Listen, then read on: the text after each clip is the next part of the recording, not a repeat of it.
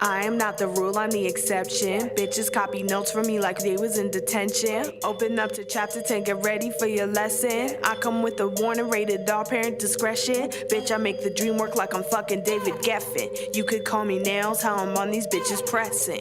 Keep your distance like it's COVID born. Niggas to the left, baby, I keep speakers crack. Bang this shit into your death. Bye. Sink or swim, drown or float. I've been on these niggas' throats like I'm a chain. Motherfuckers think I'm dope, they know my name. Big, tall, bitch, Great Dane, let them know. Sink or swim, drown or float. I've been on these niggas' throats like I'm a chain. Motherfuckers think I'm dope, they know my name. Big, tall, bitch, Great Dane, let them know. Keep these niggas on their toes cause they could use some fitness. I've been on a roll so long that I can tell the difference. Christians think that I'm a witch and witches think I'm Christian. Man, they all be trying to diss me but they yellow like the Simpsons. I'm dripping like I'm pimping, keep these niggas simping. His mission is to grip the hits and dip, and I'm not with it. I might hit him in his lip and slip his wallet in my pocket. Dripping red like he's my lipstick, he's a plague and I'm a prophet. My competition fraudulent, my confidence so opulent. Get brain like a neurologist, wanna spread me like a condiment. If you try me, I'm doxing him. Address on a billboard, take away his oxygen, I'm busting in like Fillmore. And one last thing, baby. That chicken was dry. Real dry. Sink or swim, drown or float. I've been on these niggas' throats like I'm a chain. Motherfuckers think I'm dope, they know my name. Big, tall, bitch, Great Dane, let them know. Sink or swim, drown or float. I've been on these niggas' throats like I'm a chain. Motherfuckers think I'm dope, they know my name. Big, tall, bitch, Great Dane, let them know.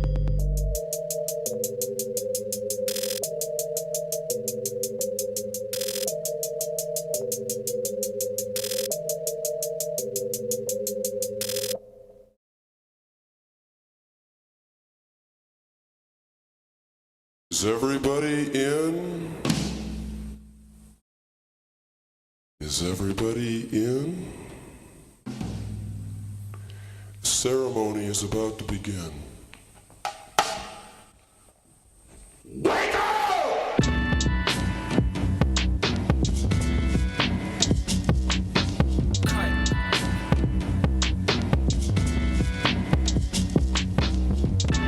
Money on my mind just to keep me sane.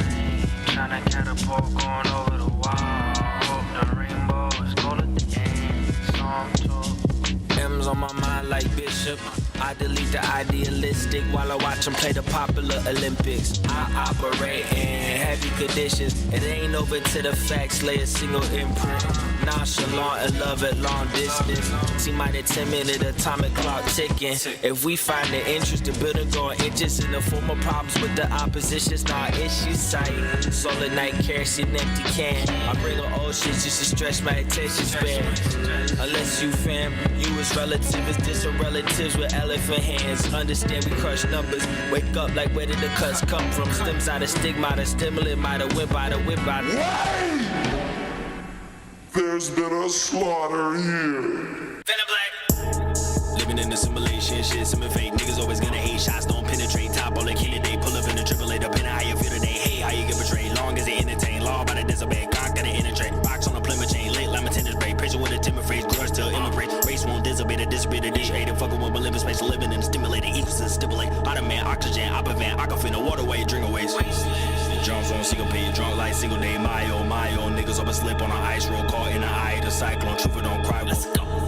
Capper like a sky hook, money in the plywood. Used to sell dry goods, when they gon' try us. Ice tone tight gloves, keep for your right on my fireplace. I find a place where they won't fight face. Yeah, it is fight club. We gon' make it like us. You don't have to light us. Leaving no why the rush. Whisper people I don't trust. Hard drugs that I might not curse. Hard drugs that I might not flush. Hennessy inside my gut. With a girl that I might not fuck. And shit thinking like why'd I come? Company Fortune 501. Black on liver plant on tiptoeing on the grave. On my bad, on my never bad moment here. Always wear a mask so I'm never showing fear. Only talking shit so I hope you over here. Yeah. I be getting in like XYZ. Money, women, status, spirit, and next like free. Fucking with some passion in public, wherever that might be. In Chicago or London, the NYC. Niggas sneak this if it implies me. I'ma be unresponsive, even more responsive. 360 profit, 360 I'll be mobbing. 100 XP, I just up my experience. Funny thought, left seat only had niggas trying to co-pilot why Sims gonna see my swag, know how to and I speak the truth, that's what got all my heroes killed. Might flee the stage, briefcase full of Euro bills.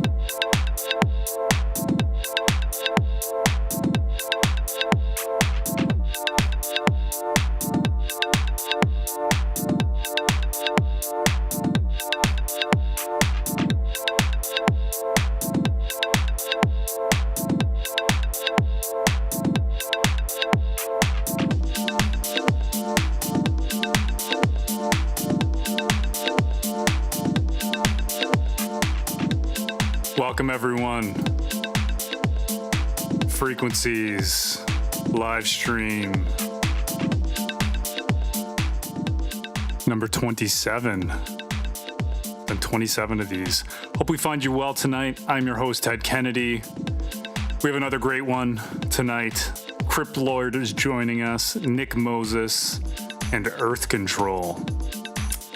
Because of lockdowns, we're still doing this from our studios, but we were talking about vaccines a little bit earlier, and the vaccination rates are going through the roof. Everybody in the city is excited to get their vaccine, so hopefully we'll be able to be back in the studio and eventually back at the amazing Handlebar doing this live and in person. That'll be so exciting. But until then, we have our incredible visual artist Evie helping with our sets. All the sets are pre-recorded.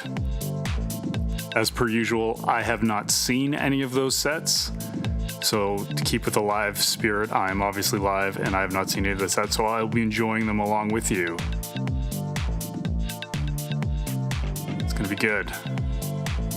And after the performances, we're gonna have a live Q&A. It's your chance to sit down and ask the artist tonight any questions you have. If you want to make sure your questions are guaranteed to be answered, cash in those stream points and we will answer your question. We will stay up all night to answer everybody's questions who ask them via the stream points. If you don't ask your question with stream points, we'll do our best to get around to it, but if we run out of time, we run out of time. Really excited for that conversation. Opening tracks tonight. Man, there's a lot of great music released between when we last joined here a month ago. The first track was Free Entropy from Soft Matter. Shout out to Soft Matter, who's hanging out in Montreal. And after that was the incredible Miss Milano with her latest single, Great Dane. That's out on Halcyon Trance. I hope I'm pronouncing that label correctly. It's an amazing label in Toronto. They've got lots of awesome artists. Isla Den's released on that. It's good. Definitely check out Miss Milano's latest. And then we have XYZ from Vanta Black Soul, featuring Bruce Bain. Vanta Black Soul, of course, of Tiny Chain Gang, the Chicago-Toronto collective. That one was produced by our friend of this show and friend of mine, Josh Grant. Shout out to Josh tonight. Again, some just mind-blowing production on that track. Some incredible MC work from Vanta Black Soul too, so definitely check out Vanta Black Soul's latest, available on Bandcamp.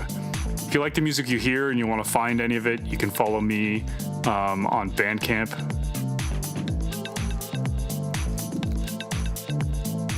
And on SoundCloud. I try to buy all the music, so it's in my purchases. If it's not available for purchase, it'll be liked on my SoundCloud.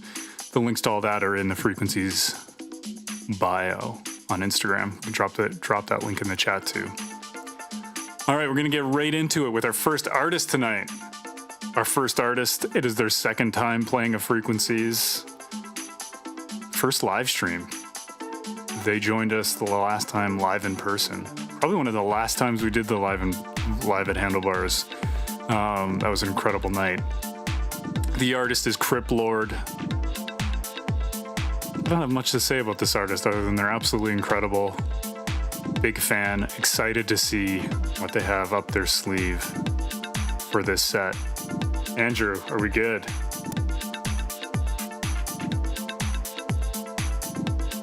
Not getting a thumbs up from Andrew. Are we good? Okay. Andrew's there off to the side, running the streams. Awesome. Everyone, Cryptlord.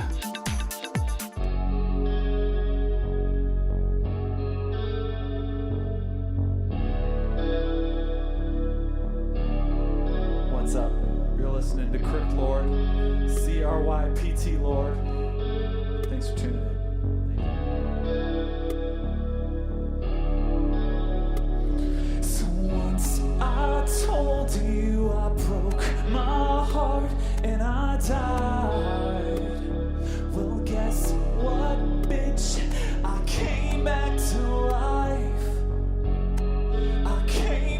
to life.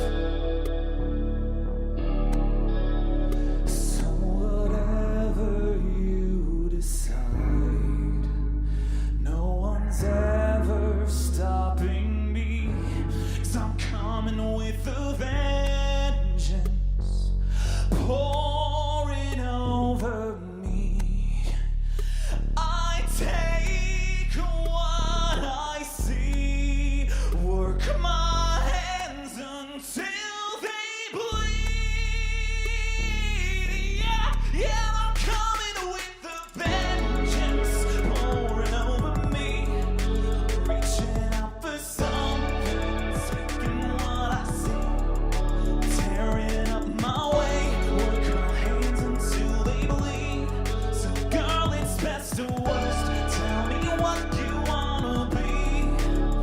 So I wait up near the ceiling, and as I float above my body, I'm watching. You say it didn't matter when you standing next to me. Well, I hear you when I'm coming, yeah, I'm coming, yeah, I'm coming with the vengeance, pouring over me. I'm reaching out for something, taking what I see, I'm tearing up my way, work my hands until they bleed. So girl, it's best to worst, tell me what you wanna be. But whatever you decide, you're still always dead to me. So listen now, I'm back with a hug you've never seen. Nothing that you do will get the best of me.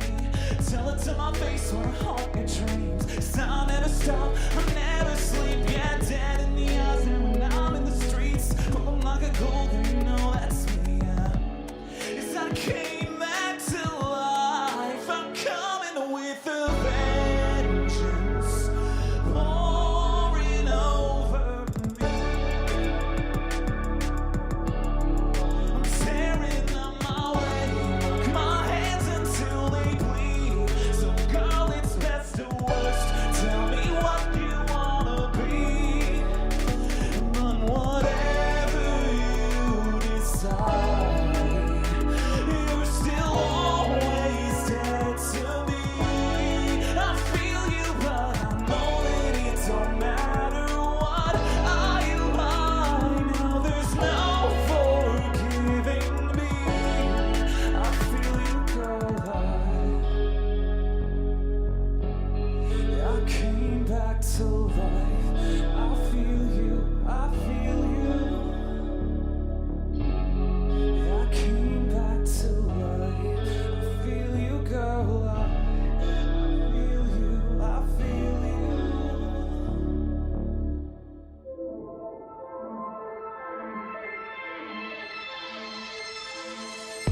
I saw 3 suns there in the sky. I gazed at them long and intently, and they too stood there so fixedly, as if unwilling to leave. But you are not my sons. Gaze into other people's faces. Not long ago, I too had 3 sons. I know the best 2 have said, if only the 3rd would follow, I should feel happier in the dark.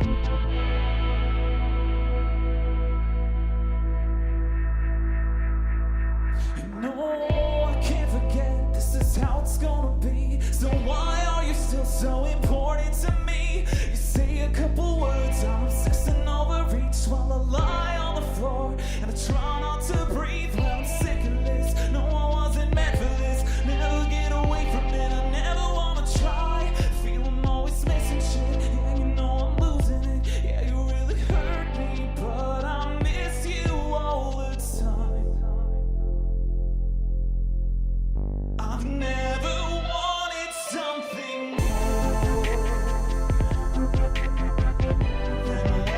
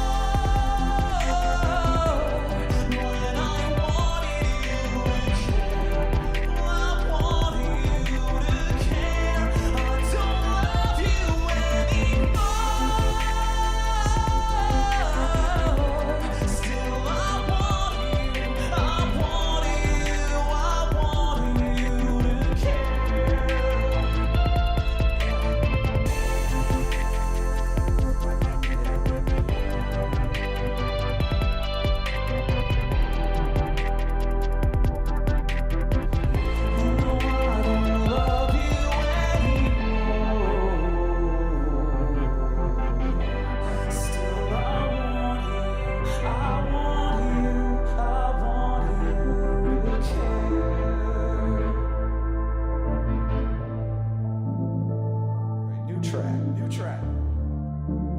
Thanks so much. Thank you for listening. Thank you. There's something coming over me, like a hunger inside. Something sinister and grave. I feel you still possessing me like a ghost in the night, and I know you feel the same. What's it gonna be? Where we gonna ride?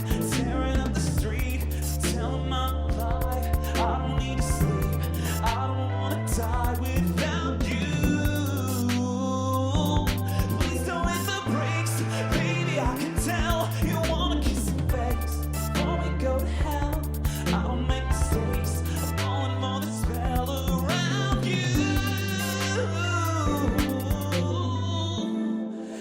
I feel it in the air tonight. I'm hearing a call that brings me to life. I want you to say you're mine.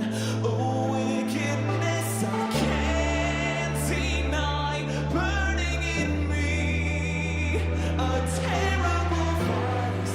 I want you to say you're mine. Yeah.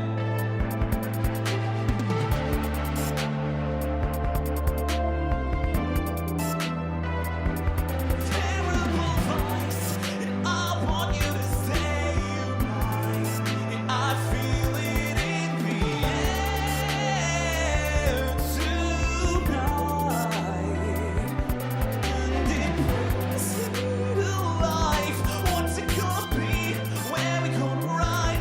Tearing up the street to tell 'em I'm alive. I don't need to sleep, I don't wanna die without you.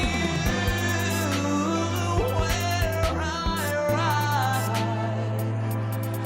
I can't deny, burning in me, there's a terrible price. I want you to say you're mine.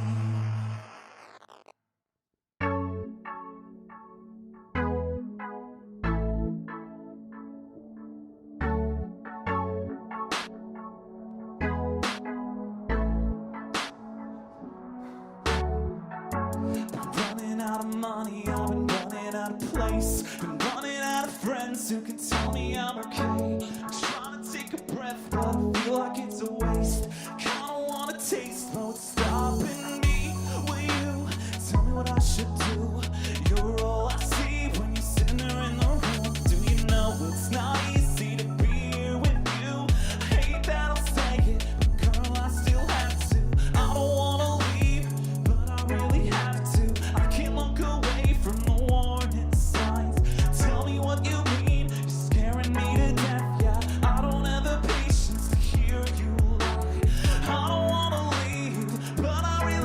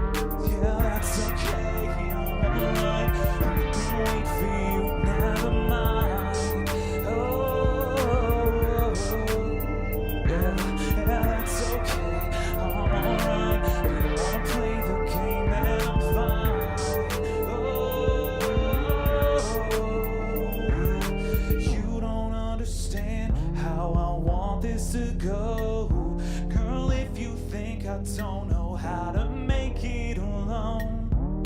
Yes, when I ride, I don't ride in the fucking backseat. When I die, I won't die when you fucking ask me. I'm not enough, you don't have to remind me. If you wanna make out, you know where to find me. Don't waste your time when you're throwing me aside. Out of sight and out of mind. If you wanna hurt me, do it right, right. As if you even heard me. Girl, if that's all you got, then you weren't even worth me. You don't wanna love me, you don't wanna know my name. Yeah, you don't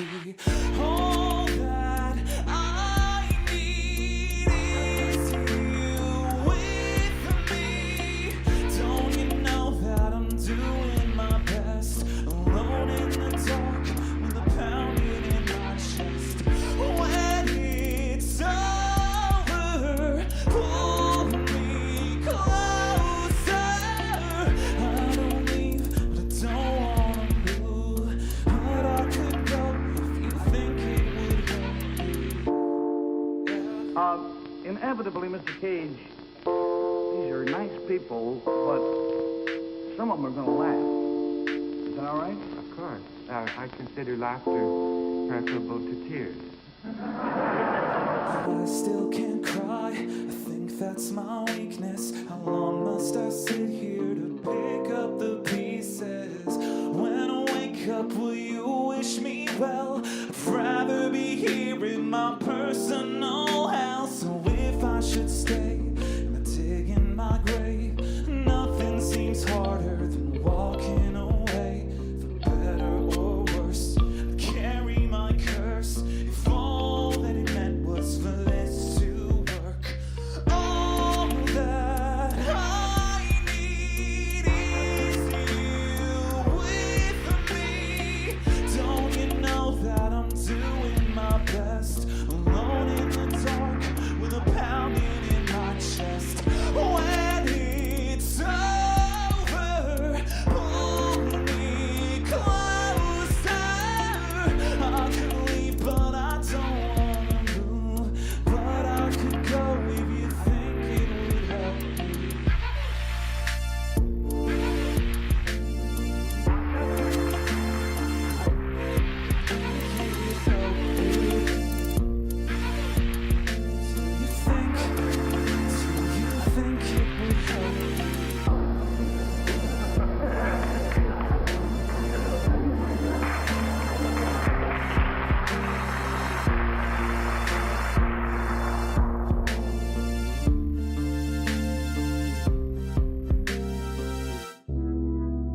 Thanks so much for listening.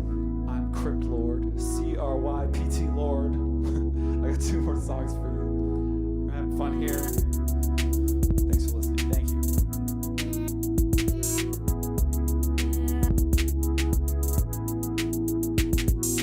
For a couple minutes it poured. For a couple hundred nights I've been wanting more. I'll never let the rain tell me what's in my heart. But there's something about today that I don't wanna start. I'm full, I'm still eating. I'm dead, I'm still breathing. There's nothing more I want than to live my life. My blood's flowing farther, my heart's growing harder. I'm running out of methods to waste my time. Yeah, I don't really know what I've been waiting for.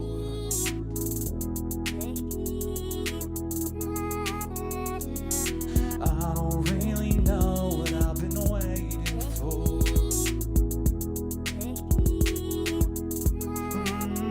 Yeah, so take it from me. No one's there on my side. So say what's the point now if everyone hurts me in time? Hold on.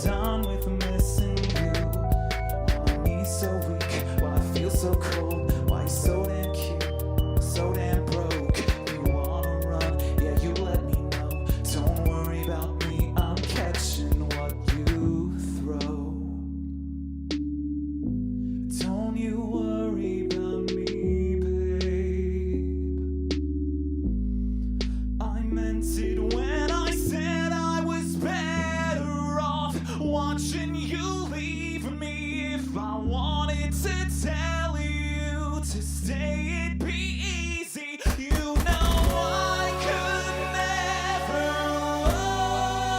lie. Broke my heart and died.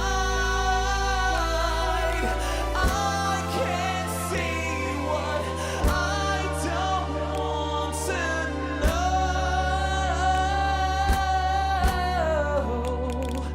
And I know you never meant it, but I don't know what to do. If you want it, come and get it. I got nothing left to lose. I've never felt much better, and I'm running out of time. Every minute that I wasted on you made me feel alive.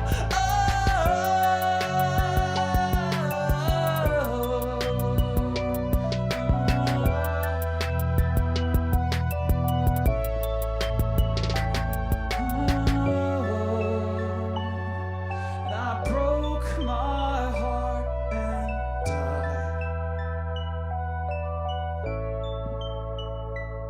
Thanks so much. Thank you for listening. Cryptlord, Hate the Sun, Drink Some Blood, Burn All the Money, 2021. Ha! That's it. I'm out.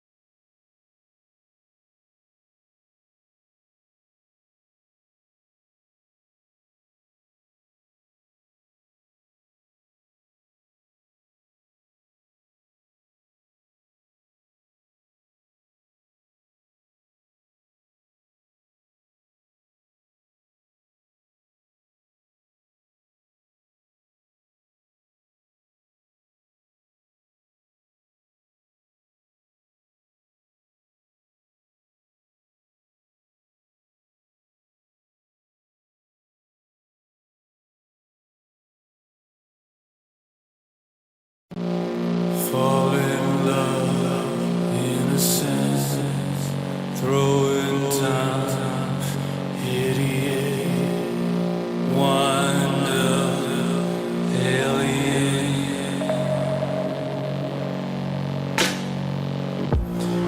Put it down as innocence, we're always off in the end, falling out and waiting in the dark, walking halls and halls and losing all teenage dreams. Didn't make it out in the end.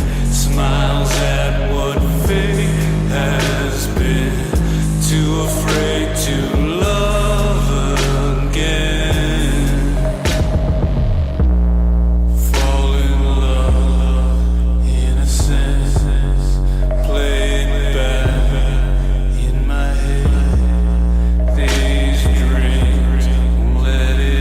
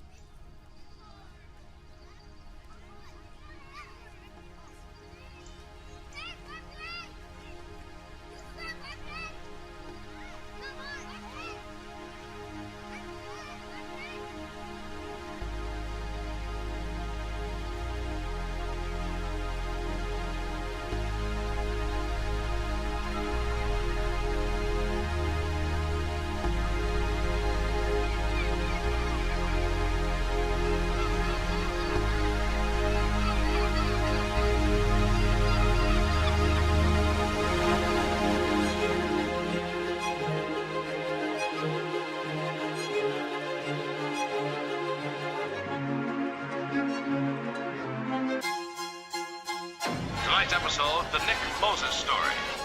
Good night.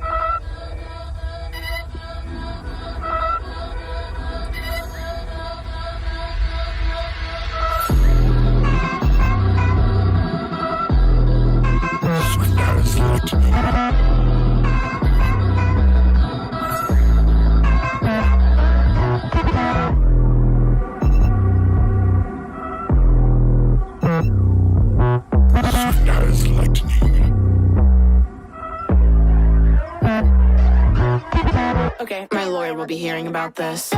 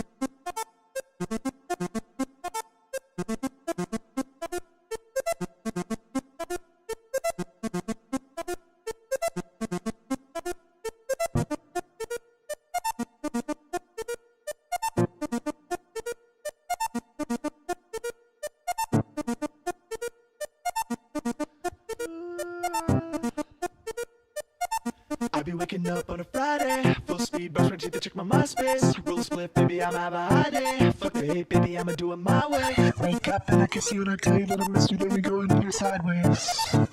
I'm beside you like a fireplace. Baby, you have always been my favorite. Always been my fireplace.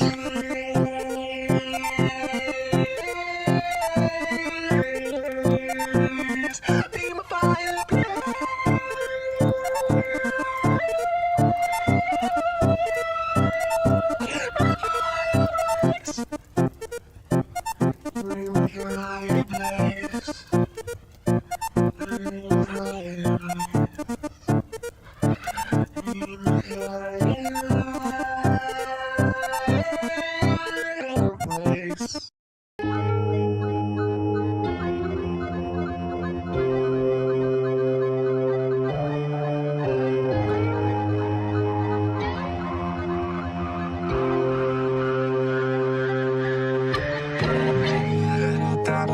Something so beautiful in my life. I could think of the days we waking up holding each other. Touch your face, hold your waist, and I'll never let you rest. We meet your family, can't I see any reason not to hold each other? Never had a thought I could feel something so beautiful in my life. I could think of the days we waking up holding each other. Touch your face, hold your waist, and you believe always be with your family. Can I see enemies on the dark and trouble?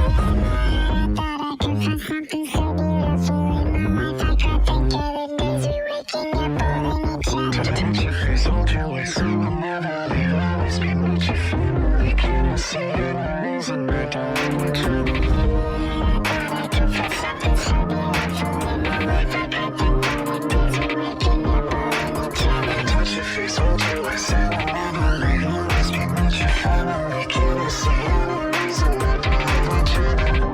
dark and trouble?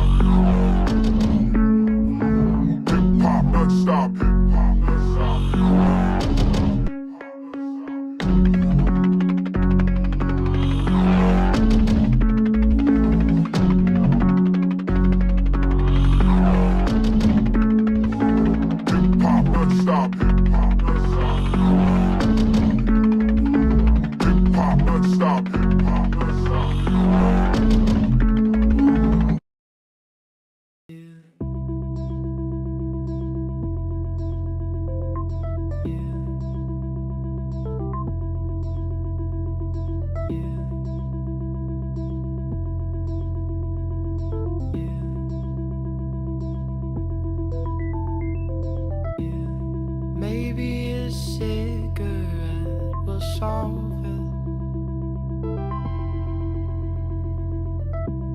It's quite an easy thing for a cigarette to do.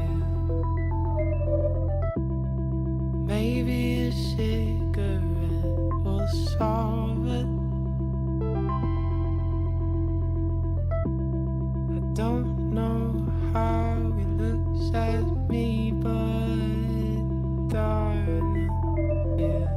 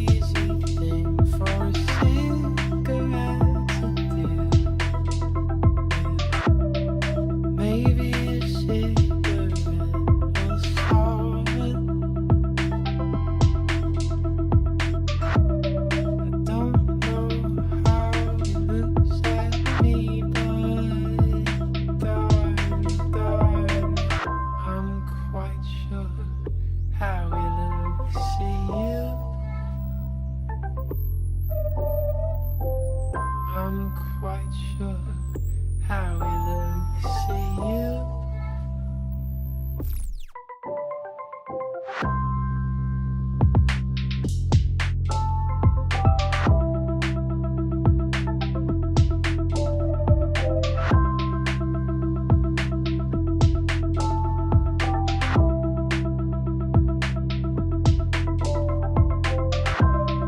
Maybe a cigarette will solve it.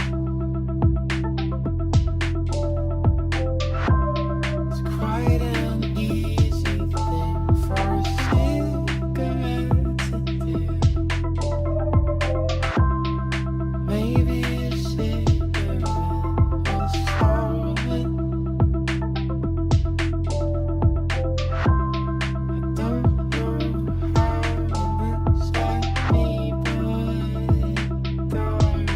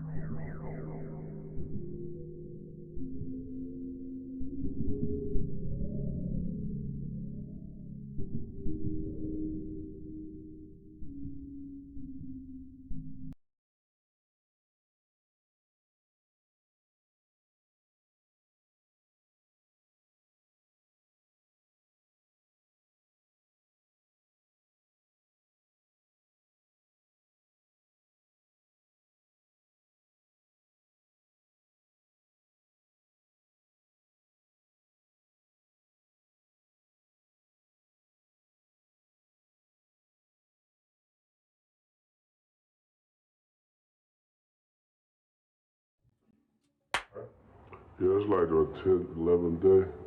11th day. 11th day, that's what I heard. And we got a bunch of more to go. We got a concert every single night till May. And this March, what? 10th. March 10th. We got a concert till May. What's today? March 10th. Yeah, it's Monday. Yeah, it's 10th. No, it's day 11th. And we started on 28th. It's February, so it's Martin Luther King month, so they give you 31 days. Now, how does it feel for everyone to be back together? Obviously you guys did the best, but being on the tour and everyone actually interacting with each other on a daily basis, has it been smooth? Has it been... Yeah, it's been good, man. It feels good, man. Very cool. Yeah, it's real good. As far as have fun, you actually get paid to have fun. Yeah, have you ever got paid to have fun? You have fun now, I play, man.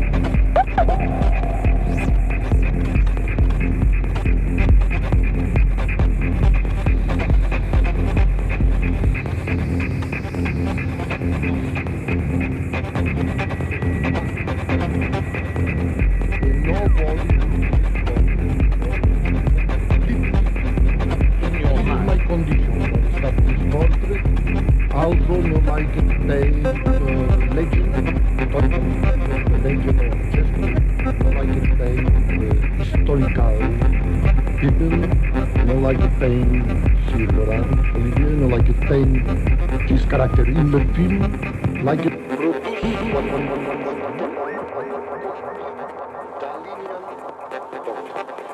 We should all look forward to seeing it.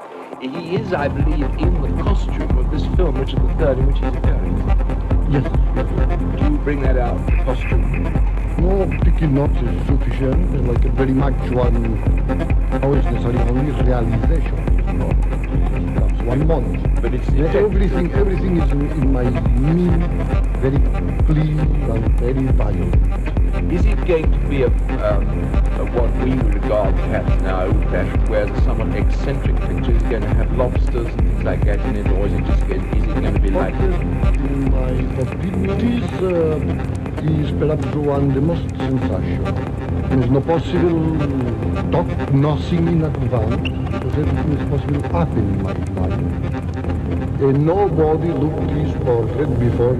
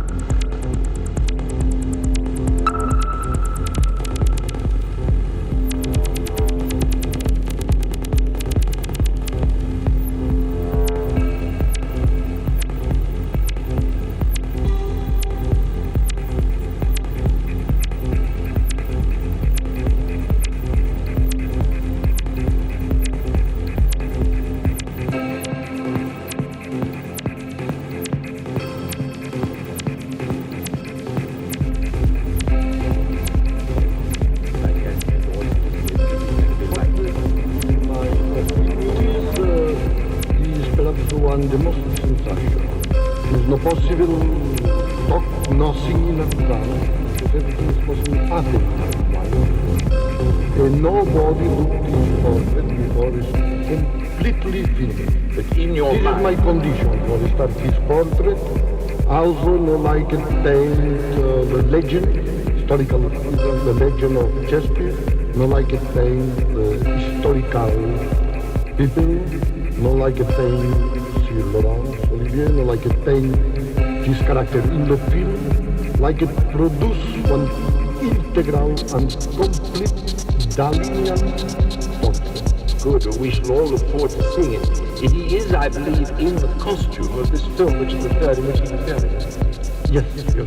You bring that out, the costume? No, particularly not sufficient, like a very much one, how is necessary only realization. 1 month. But it's everything is in my mean, very clean and very violent. Is it going to be a what we would regard perhaps now old-fashioned, where the somewhat eccentric picture is going to have lobsters and things like that in it, or is it going to be like? In my opinion, is perhaps one the most sensational. There's no possible talk nothing in advance, because everything is possible to happen.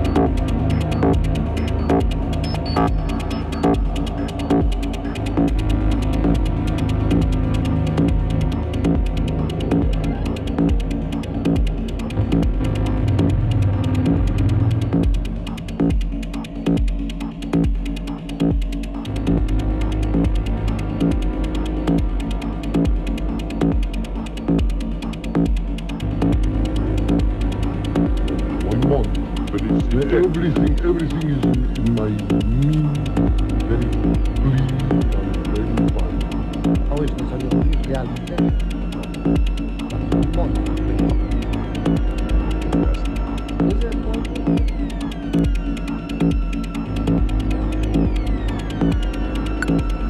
Find a point.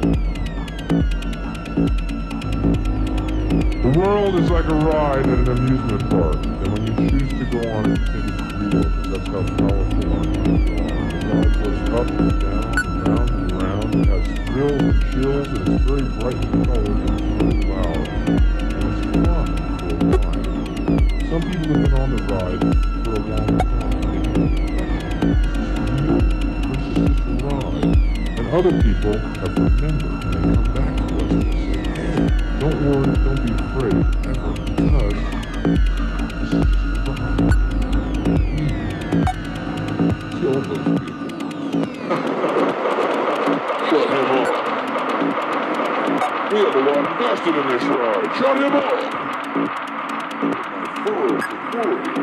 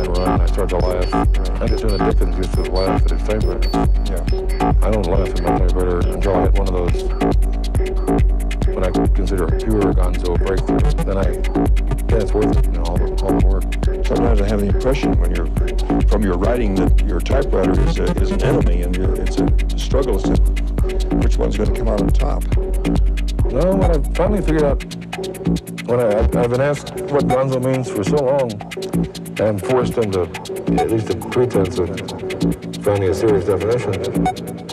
And when I went to Vegas to do, actually, when I realized I was going to do a book out of it or a long article, what I've been trying to do for a long time was to eliminate the steps or the blocks between the writer and the page. That's why I always get the fastest and newest typewriters. If they make one that costs $12 million, I'll write a bad check and get it for a while. And, it's the steps between what you're thinking and what you want. That's all that makes it on the page. That's pretty great stuff,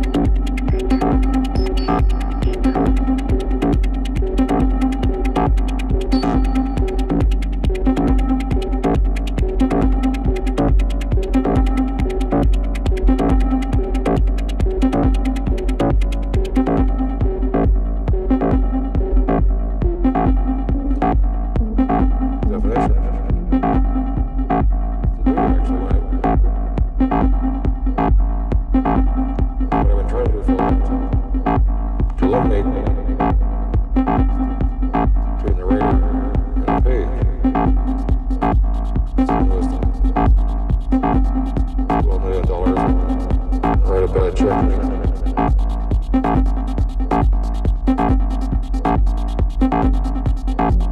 What you want? It's pretty graphic. I haven't lived it.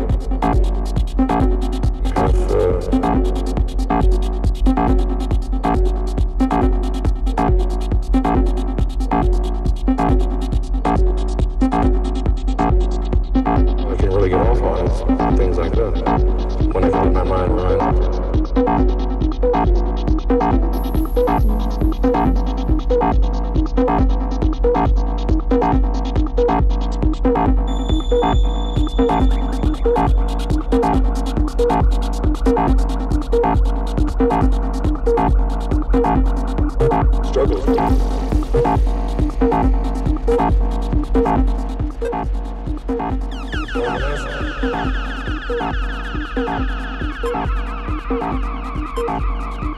Finding a serious definition.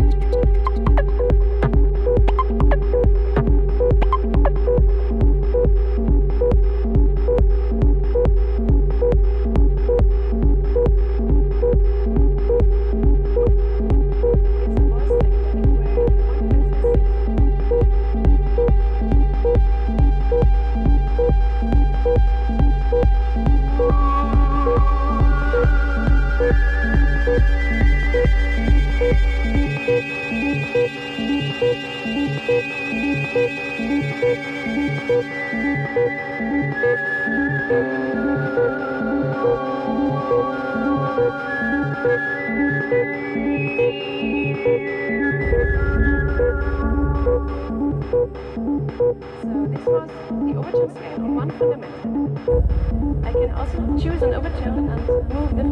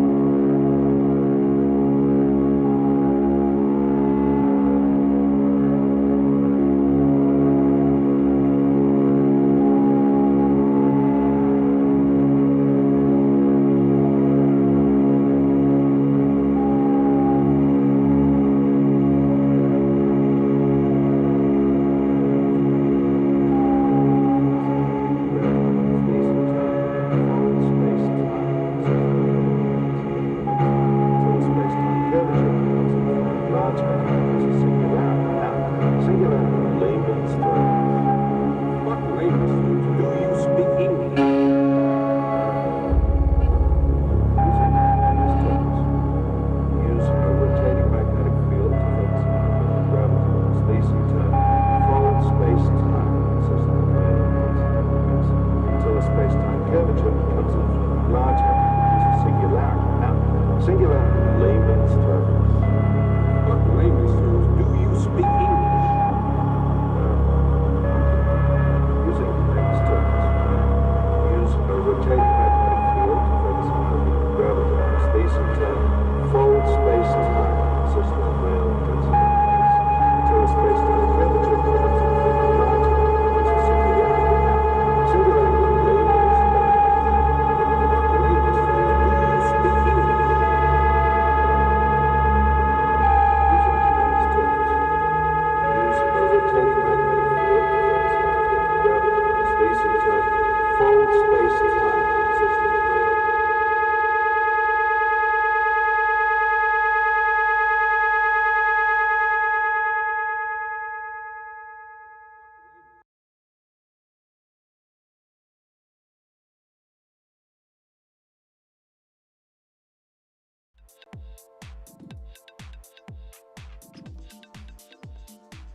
We are live. We are back.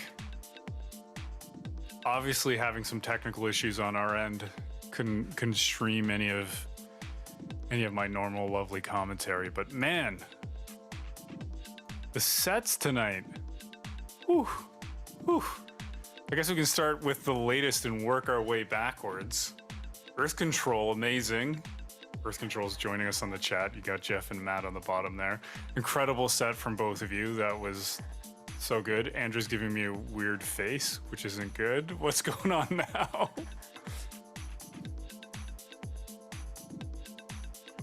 We'll just hold on here for a brief second. I'm going to keep going. Andrew, you can talk through Discord. I still got the thing in my ear if you want to tell me what's up. Yeah, so an amazing set from Earth Control. So good. And then before that was Nick Moses. Wow. Taking frequencies to the next level. Ready for a Mutech, Nick. Definitely ready for Mutech. So blown away. The tracks are incredible. The visuals are amazing. Really, really, really love that. And then before Nick Moses' set was a little shameless self-promotion on my part. It was my latest single, 20-Year-Old Smile, which is out now on all streaming platforms. Thanks for all the kind messages in the chat. Really appreciate it. It slapped. Thanks, man. And then before that was another incredible set from Cryptlord, who on my screen is, I guess on your screen too, will be down on the bottom left. Great job. Great job. Thank you. And amazing visuals, as always, from Evie, who is also joining us on the chat. Such a great night. And last but not least, Brittany is joining us, our incredible producer, stream moderator, and Andrew, who for a number of technical reasons can never talk. He can only be seen. But he's our faithful director, making sure everything's going on tonight. Cool. All right, we're just gonna hop right into the Q&A. We're just throwing the normal order of frequencies out the window, and we're gonna dive into this.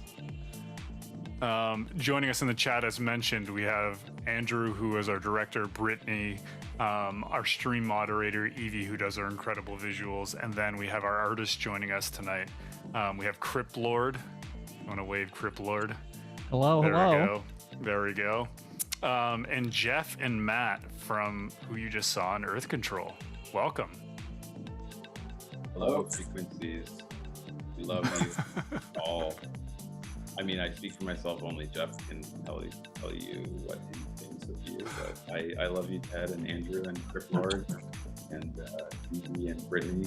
Thank you for everything.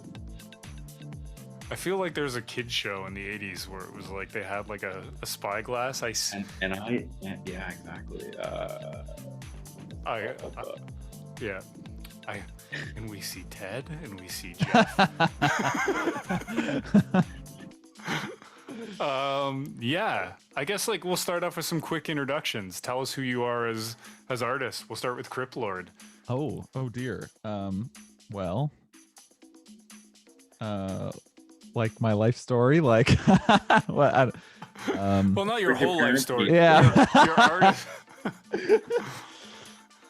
Well, I make, as you heard, I make pop music. I produce all my own beats. Make everything in my bedroom here. I used to play in like indie rock bands back in the day.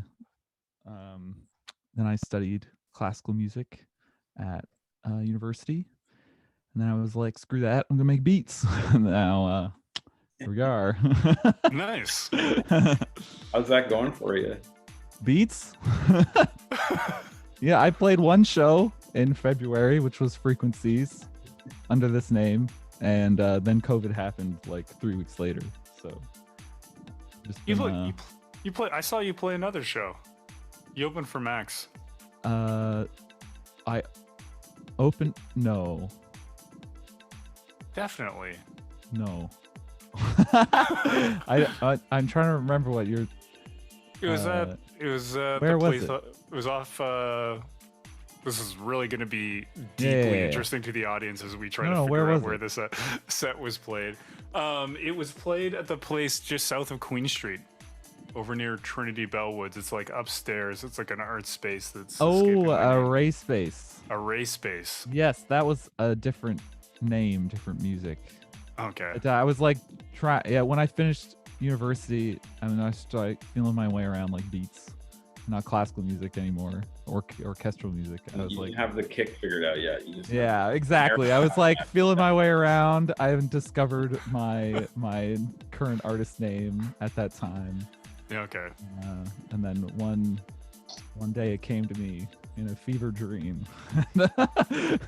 So Cryptlord is reborn. exclusive to Frequencies, is what I'm hearing. It is at the moment. Yes. Yeah. That was not the plan, but I don't think anyone's plans went where they were supposed to. But I'll take it. I guess what inspired you to start making your own kind of pop music, even before beats? Oh, I was super bored of music. I was like, this sucks, and I didn't know what to do, and I realized that if I should just make music that I think is fun, and then I came up with this name, and then started making this music. Amazing. It seems like a simple thing, but I guess, but get caught up in a lot of stuff, especially when you're like, you just moved to Toronto, going to school. Get caught up in Do you ever get hassled by the Bloods? What's that? Do you ever get hassled by the Bloods? Yeah, the T is really important in this.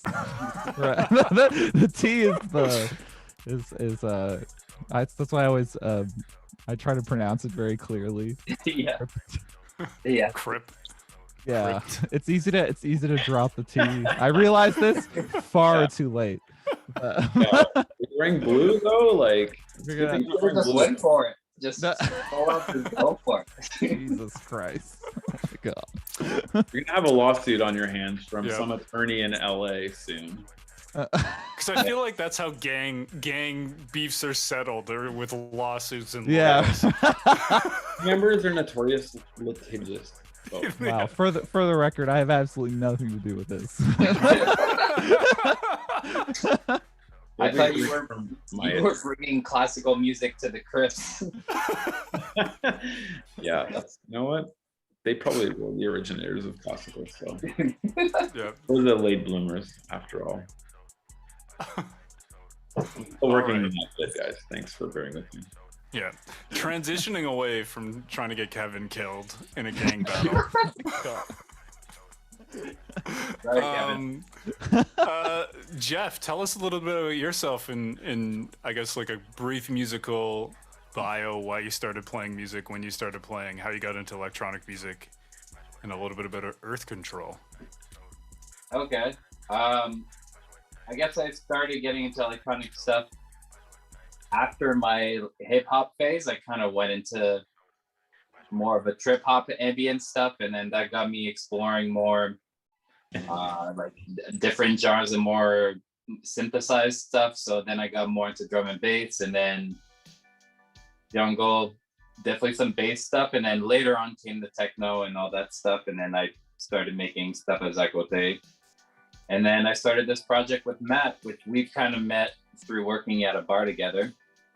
And we kind of started both kind of bonding over some music. He was more from like a punk background, and I'm more, from bass music. And I guess I played more jazz in school and stuff like that. And we always kind of found some pretty cool middle ground in music and kind of bonded over that. So eventually we kind of figured we should do some tracks together. We started doing some like vaporwavy stuff together at first. We have like a vaporwave track from. Yeah, I brought some records over to Jeff's place in the market. I remember I brought a Psychic TV record and a Susie and the Banshees record. And we cut up some samples, and Jeff produced this vaporwave track that I think holds up pretty well. Yeah, it's pretty cool track. The track was called Psychic Cities. Those are like the tracks that we sampled were kind of those words. And yeah, I think it sounds okay these days still. I mean, I've been listening to it for a long time. Who knows? But yeah, it probably sounds fine. Good. Yeah. And then I think that was the first time we collaborated. It was that was. And then we got a couple of years. Yeah, and I think you got more into techno later on, and then we kind of started bonding over that more. Yeah, I think. Yeah, working in a bar, we were always trying to sneak on the techno tracks. Like when the bosses weren't around, it's like, oh, this vibe's good. Like, oh, we can play a little techno right now. Okay. Which DJ kits we're gonna put on? Yeah, exactly. Is it gonna be the Kruder and Dorfmeister one, or is it gonna be like the Motor City Drum Ensemble one, or maybe we're gonna go a little harder, like. Okay, like the Daniel Avery one. Scuba one, and make the fucking room shake. Like, yeah, we had a lot of nights like that where we just bonded over techno, like in a big space, and we got to like blast the speakers with tracks that we were really interested in. Yeah, Jeff like taught me so much about techno. I'm like, I wouldn't know the things that I know now if it wasn't for his guidance. Awesome, Matt. Bad I guess influence. the bad techno influence. You're gonna be a pop star until you met Jeff, and then you go to techno. Yeah. I will never be a star of anything. On that note, Matt, why don't you tell a little bit about your musical journey? How you started playing music? I learned guitar when I was a teenager, and I always hated it because the fucking strings are too close together. I was a percussionist at heart, right? So I forgot to mention that we're both drummers too. We're both drummers. Yeah. So, I lived in a semi-attached home growing up. I wasn't allowed to have a drum kit for most of the time. The drummer in my band lent me his drum kit when he went away, and my neighbors were away, so my mom was like, yeah, okay, you can bring the drum kit in. And I set up the drum kit in the living room, and I jammed out, and I was like, fuck, I can't play guitar. Fuck that, I need to play drums. So when I moved out, I got my own apartment, I got a drum kit. Fast forward, however many years later, I played in a few shitty punk bands and whatever, we did our thing, and I was like, drumming's fun and all, but like, how about just like having the whole song oriented around the drums? And that's what bass music is, right? So when I met Jeff and he started talking to me about bass music, I was like, oh, that's not a dirty word. You hear dubstep when like it was going through its infant phases, and it's like a dirty word. But then when you understand the history of the music, you're like, oh, it's actually just about like all these rhythms and like the like extreme production values and all that stuff. Like when I started understanding all that stuff, it all made sense to me. It's like, it's all about percussion, and it's all about like the polyrhythms, right? And like the way the songs develop. And so that kind of, when you meld that with like a few choice melodies, that's kind of like where I'm coming from our music.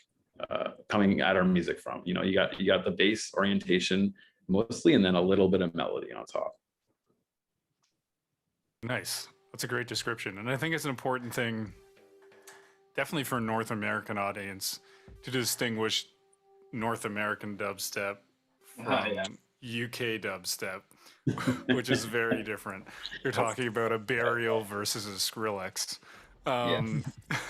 Yeah, I mean, you know what? Like, me and Jeff were recently like chatting about that fucking ASAP Rocky track that has Skrillex on it. And like, that's still a good vibe, man. Like, I'm not shitting on Skrillex. I'm just pointing out the difference. I love. There's some. And Ted, can I just say, Ted, like, for the record, I remember when I came up to you on that boat in Croatia, and I was like, I think I know you. Of course I remember that. It was at Dimensions, an amazing festival in That Croatia. was incredible. That was the first time we met, and that was a great story We traded places because I hung out with Ted the year before, and then I couldn't go the next year, and then you went with Mark. Yeah, exactly. Yeah, but Ted was there the whole time. He's a Dimensions veteran. Was that the Bug? Was that who we were seeing? Who? I don't remember who we were seeing. I saw the Bug with you for sure. Yeah. Wasn't the Bug? No. Yeah. It was. So then the next year, Honestly, I don't know who you guys saw each other. Wasn't it maybe the Stingray? It wasn't the Stingray, the boat up. Oh, maybe it was actually Stingray, and I don't think it was. I don't know. Might have been Space Dimension Controller. It all blends together. That was, that was you too. Hold up, can we talk about that for just 2 seconds? Because that was the set that I was at, and he started with that track that you saw at a sex show in Amsterdam, right? Let's talk about that. It was Enigma. Yeah. He used it as a palate cleanser. And Jeff and I were standing on this boat, and I'm like, this is the DJ named Space Dimension Controller, who's outstanding, played just such a fun set. We opened up with Enigma, and I know that song because in Amsterdam, they have sex shows. It's a tourist activity. I don't feel like I was being. No, dude, you go to Red Light District when you go to Amsterdam. Yeah. That's like the thing you do. It makes me sound like that. I was watching a sex show, and Enigma came on. It wasn't like that. It was actually incredibly disturbing. If you are in Amsterdam and you're thinking about seeing a sex show, it's one of those things you can't unsee. Like, there's no erasing it. It was not by the end, the audience had full beers, and everyone just kind of set down their beers and walked out quietly because it was so deeply disturbing. Man, you went to the wrong one, I guess. Yeah, I mean, it was Enigma, and they were dressed up as a nun and a priest.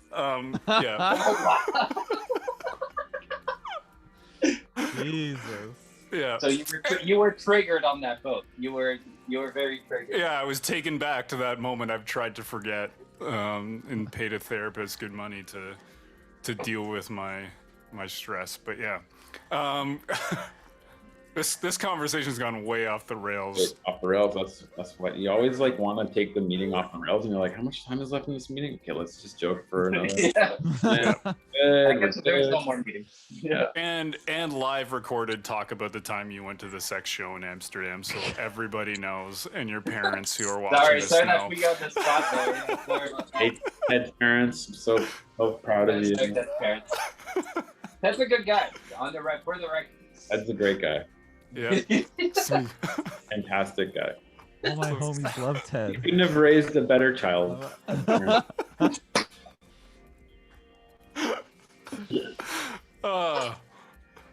It's actually the name of our next record. Is Ted? Ted's a good guy. That's a good guy. His parents couldn't have raised a better child. Yes, the extended title. Yes. Yeah.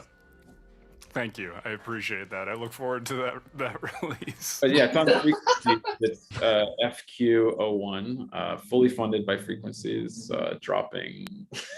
Fully funded? Yeah, we'll give you like $20. Yeah, sweet. That's all we need. Sandwich money. Yeah. Sandwich money. That's all we need is sandwich money. Just get some juice boxes and some Coca-Cola and just let you guys go. No, we'll get RC Cola. We're cutting costs, bro. Our label's kind of stingy.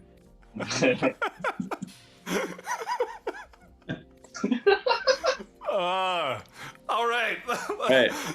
All right. Back to being serious. We were having a serious discussion about the difference between North American dubstep and UK dubstep, which, if you don't know and you're listening, is an important distinction. Both are great. I love Skrillex. I've seen Skrillex many, many times. Those bass drops still get me, even though you see them coming a mile away. It still puts us a kilometer away. Yeah, a kilometer away. Yeah. So I guess to change gears a little bit, before I guess I'm gonna ask everybody this, but I'm starting with you, Matt, because I know the answer already.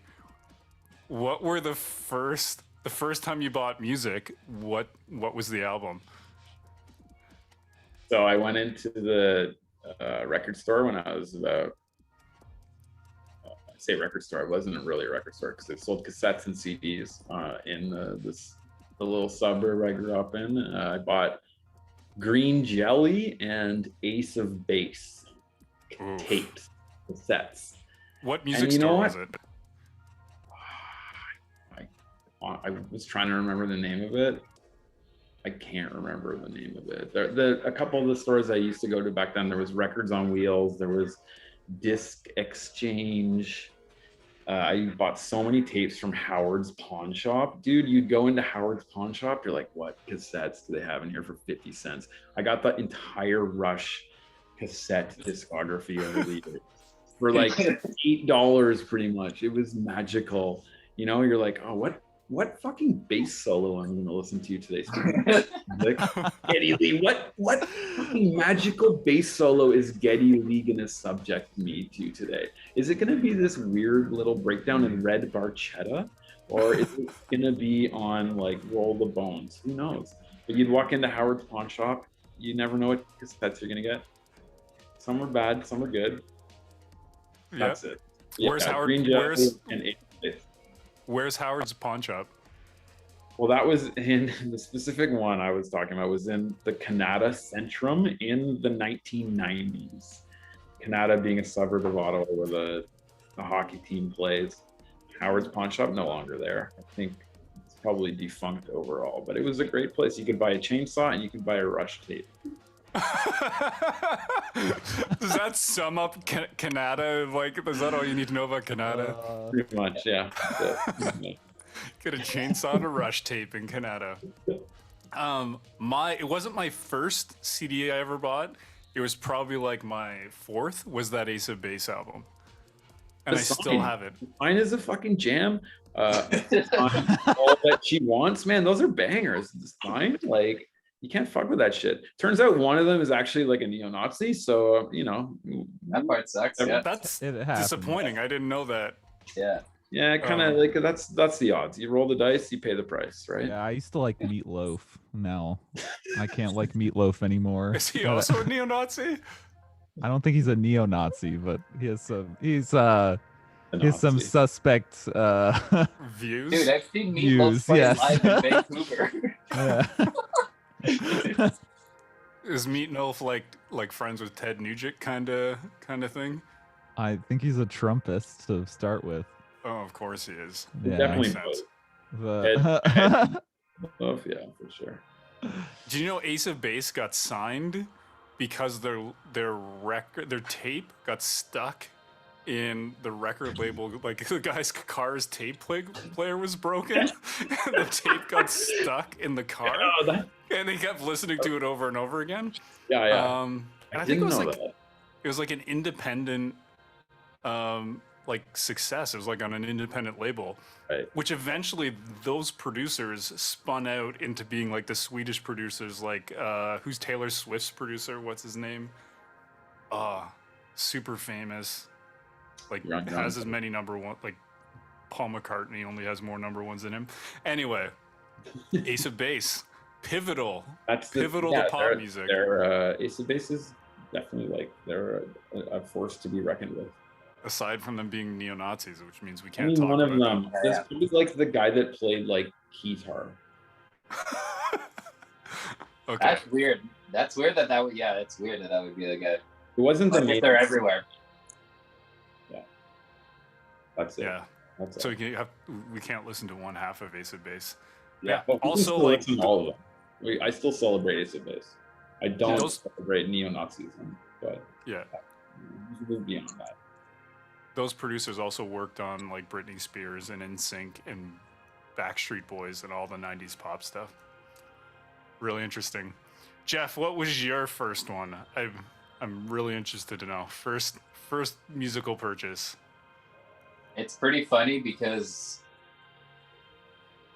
I think the first one I ever bought myself, like when I got money and actually went to a store and bought a CD, because I did have a tape, so it's kind of like it's tied. So the first CD I bought is Daft Punk Homework, but the first tape I had was the soundtrack for Beavis and Butthead. Was that the one with the Red Hot Chili Peppers Airplane on it? Yeah, I think so. It had like Anthrax on it. It had some jams. It had some jams on it. Yeah. Good introduction. Yeah, and I think I had Fat of the Land on cassette tape too, because I remember practicing drums to Fat of the Land on cassette. I think that Beavis and Butthead tape had Nirvana. Yeah, I did. I Hate Myself and I Want to Die. Yeah. Definitely. I remember hearing that track right after Kurt Cobain killed himself, and I was like, damn, this guy was furious and he did it. Yeah. No, that's actually. It's actually what else? There's a crazy. I can't remember what else there was on it, but it was definitely pretty eclectic tape. That's for sure. I know the Beavis and Butthead movie. The single for that was Red Hot Chili Peppers. Like, right. I'm so sure. Airplane? Yeah, I think it was Airplane was on Which is it. a cover.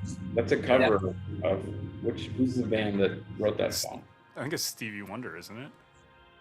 Maybe not. I think it's another funk group. I don't think it's Stevie Wonder. We can Google it. If anyone's still listening on the chat, Google what that is. How can anybody stop listening? I mean, we talked about Amsterdam and Croatia, and this whole interview has been pretty captive, I would say. During the interview, we've actually gained some viewers, so I think they were enticed by your spicy stories. Earth Control is now a podcast. It's not a band anymore. Yeah. Now it's just us talking shit. Yeah, but those are good. Jeff, I knew you were gonna have a tasteful first. See, like Homework, Daft Punk. I'm like, of course. That's very classy. Yeah. Yeah, I mean, I think it's an important record in the world too. It's crazy that I mean, it's not like I picked it. I just thought Around the World was really cool when I was young, and I don't know. But it's crazy because Matt and I talk about it all the time. How that record specifically is definitely a pinpoint in electronic music. It's like kind of the perfect balance between house, French house, disco. There's definitely some techno, like some hard techno tracks in there too. It's really eclectic. There's some tech house in there, but we don't want to talk about that. Yeah, I mean it's tech house, but it's like the good kind of tech house where it's like not some hip hop, like Teachers. That Teachers is hip hop. Yeah, it's like almost like electro hip hop. Yeah, exactly. So it's so. I remember I bought that CD at Blockbuster. It was At Blockbuster? I bought that CD at Blockbuster in Canada also, on fucking Hazeldean Avenue in my old stomping ground. I'm pretty sure that I had like collection agency from Blockbuster hit me up once. Like, I better pay my late fees. That they went out of business. Y'all buying cassettes, going to Blockbuster. What? Dude, that was the 90s. How are the views doing now that we've talked about stuff that is ancient history at this point? It's ancient technology. Half the audience is like, a tape? What is Blockbuster? I know. Well, we filmed the whole set with like with like the VX1000, which is that classic camera from all the skate videos in the 90s too. So that kind of is an homage to the 90s too, the way the set was filmed. Yeah. Cool. That's just our comfort zone, Yeah, I feel it. I know Green Jelly. I know the Beavis and Butthead soundtrack. I know Homework. I have ace of base. Like I'm You're with feeling it. it. Pretty good DJ kicks we got right there. Yeah. Yeah. Cryptlord. With that mix. Oh god. How about you?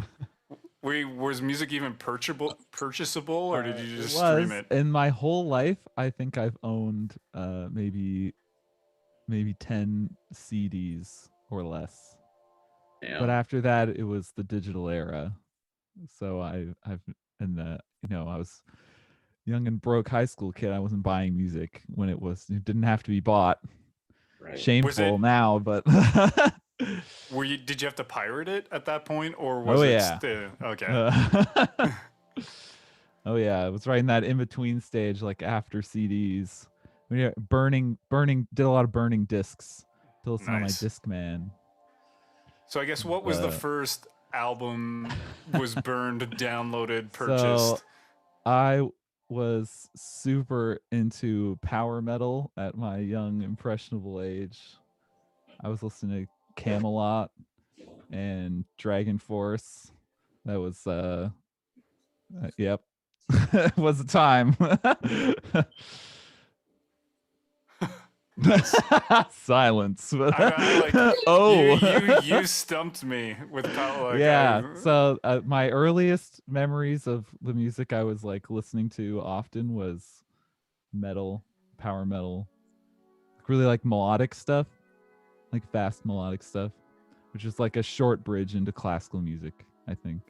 Which is what I was really interested in for a while, and then I was really into like grungy rock, like I don't know, late 2000s grungy rock. I was really into that for a while. Like Days of the New? I don't even know who that is. But what are these like? Oh, you mean like Temple of Matt, God? just stop these name drops. You're killing me. Days of the New?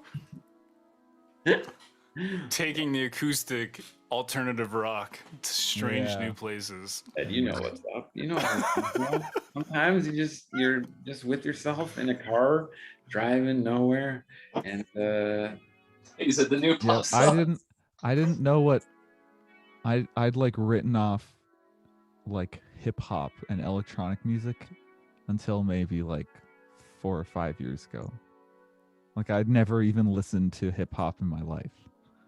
That's like small town Ontario life, man. Like, really? Not even. Yeah, it's like what's Check the OR? You like it so far? Remember that shit? Check. Yeah. Yeah. Green, Mr. Green. Tom Green shit, bro. Yeah. It's all about Ottawa and Canada for you. Check the OR. You like it so far? I love it so far. That's the jam, man. Wasn't that one of the first hip hop Junos or something like that? Oh, I'm not surprised if it was that. Sure. Yeah, that would make sense. Yeah. I think Maestro. Would be Maestro. Probably Maestro, yeah. Yeah. I met Tom Green at Tequila. Yeah. Yeah. We going with Tom Green. Yeah. Great. I'm just gonna take a quick break and shout out Randy Skills in the chat tonight. Working at a record store, knows green jello. Worked at a record store from 1991 to 2010. Actually pronounced green jelly. It's not jello. The trademark lawyers are going to be on your ass. The litigious folks who are going to get the Cryptlords. The lawyers are already after us. Sex show. We got everything tonight. Yeah. Jelly. But yeah, Cryptlord, tell me a little bit more, because I can relate to the hip hop, being from a small town, definitely like growing up in the 90s. And again, we've already dated ourselves with Days of the New. But growing up in the 90s, having almost no exposure to hip hop, like unless it was the most pop of the pop hip hop, I didn't hear about it. So like what got you into it and like brought you into that world? I think I'd been living in Toronto for a couple years. Just got my first job, like first real like job while I was working in school, and it was cafe job, and all the people I worked with would bye. Matt, Yeah. So all the people I was working with who were like from the city and whatever, they were like picking all the music to play in the background. And I started like ambiently like soaking it up. And then I think the first time I was like sat down and listened to something, it was To Pimp a Butterfly, Kendrick Lamar. That was like and then I listened to that and I was like, oh, like this is like a like hundreds and thousands of albums and like like 100,000 hours of music I've like written off. And then I was like, then I started just like cramming it, just cramming it. That As much makes as sense. I could get. Now it's funny because now my music is like hip hop adjacent, like or incorporates elements of it. So it's big turn. Big. I know Matt left. Oh, did he? Yeah, he waved at us. Yeah, that was quick. Yeah. All right, he's gotta go. Randy in the chat is correcting us. For all the Green Jelly fans out there, they were first known as Green Jello. Oh, there you And go. they had to change it. Yeah. The lawyers got after them. No, that's And I like how, Randy, I'm sure you're an amazing person, but I've never met you, and I am now quoting you as like fact. So whatever you say in the chat, we're treating as liturgical fact. Not liturgical, I don't know. It's late. We're treating this Randy's as a fact man. Yeah. If it's in the chat, it becomes a fact. Absolutely. But I believe it. That makes sense. I'm going to keep going around. I like this conversation. We have Evie and Brittany on the call too. Brittany, what was your first? No, Ted, don't do this to me. Please don't. See, it's not easy, is it? Yeah, nobody wants this. Nobody wants. I can share mine. Yeah. But you have to do yours next. Mine, I'm not quite sure. It was either He's the DJ, I'm the Rapper by DJ Jazzy Jeff and the Fresh Prince, or Glass Tiger, Newmarket's own, Take Me Home to Where the Wind is Blowing. For all those Glass Tiger fans out there who definitely are not listening to this. Was I even born? Never know. But yeah, those are my two. And then later on, my first CD was Boys to Men, Motown Philly. Hell yeah, dude. So Brittany, share. This is a safe space. Ted, no, it's not a safe space, and I'll tell you why. Because you guys are a bunch of music people. I'm just here living my best Twitch life. And now Listen, I have the worst taste in music Matt's ever. first CD was Ace of Base. Yeah, exactly. Which, as much as he wants to say that this is a classic album, and it does get some nostalgia plays, is not. It is like, that is like, I don't know what, I'm trying to think of an equivalent artist today who Ace of Base would be like. But it's pretty tame pop music. Well, here's the other reason why this is complicated. You always get mad at me for being so young and like knowing all the youth stuff.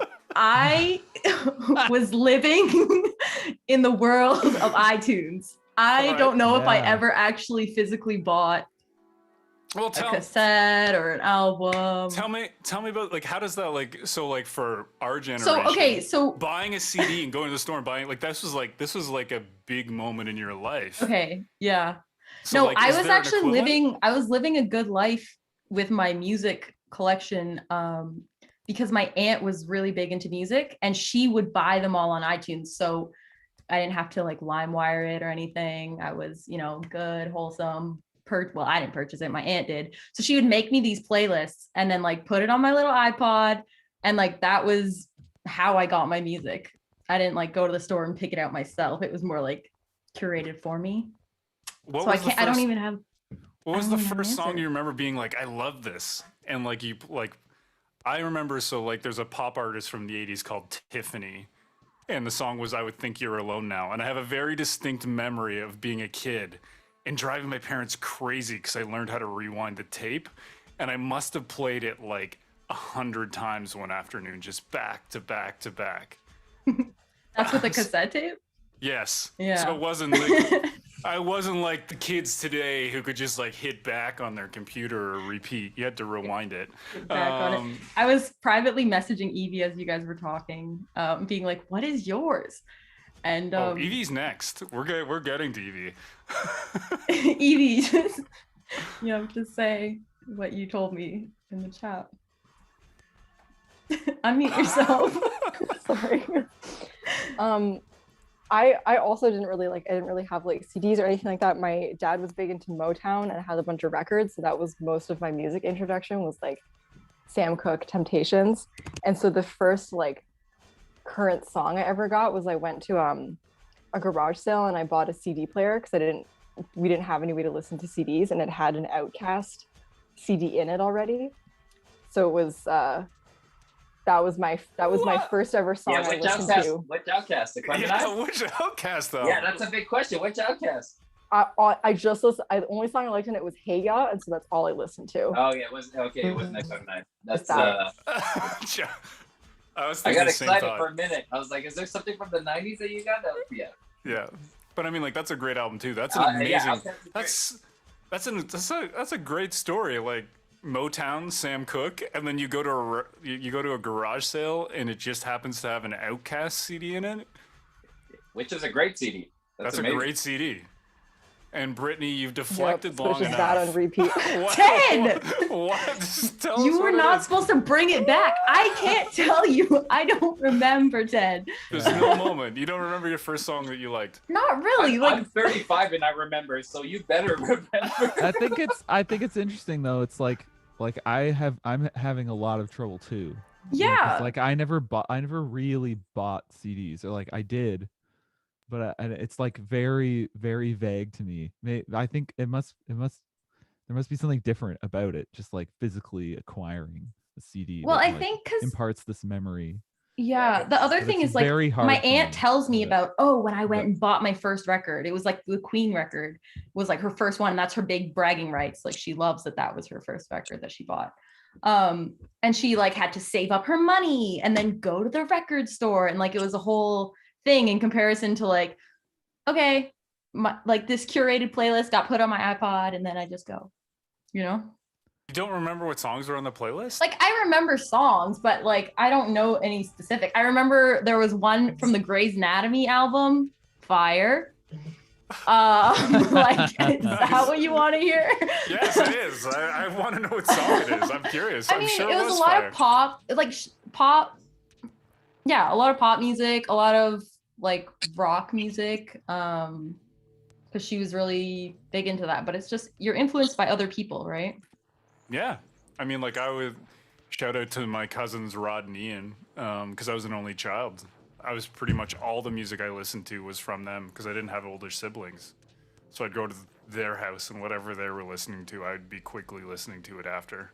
But yeah, no, I think this is interesting because like I don't think about that as like in a modern context.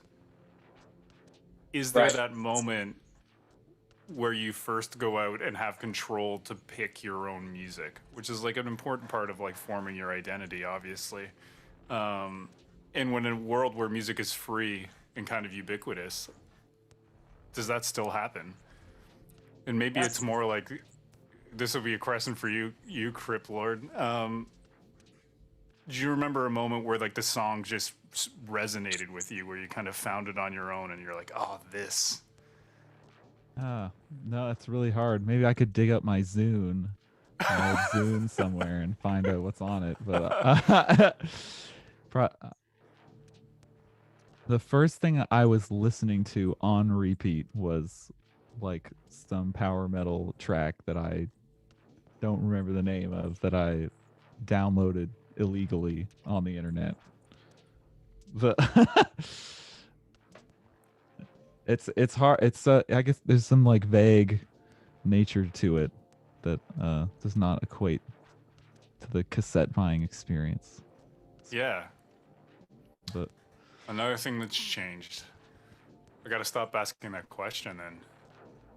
No, I mean, I feel like it's a good question. I just think it's I don't know. Like it's tough when you don't have an answer, and then it's kind of like, oh, I don't. I mean, you had an answer. You're just afraid to say the Grey's Anatomy soundtrack. Well, the Grey's Anatomy soundtrack was not the be all and end all of my music taste, and I hate that. That's the only. You know, when your brain is like panicking to like think of an answer, and the only thing that comes into your head is Grey's Anatomy. But like, honestly, I think it's a mistake. Like, I don't like shaming people for the music they like, because like that is really stupid, especially when it comes to genres. It's dumb. There's no such thing as a bad artist or bad music. It's so subjective.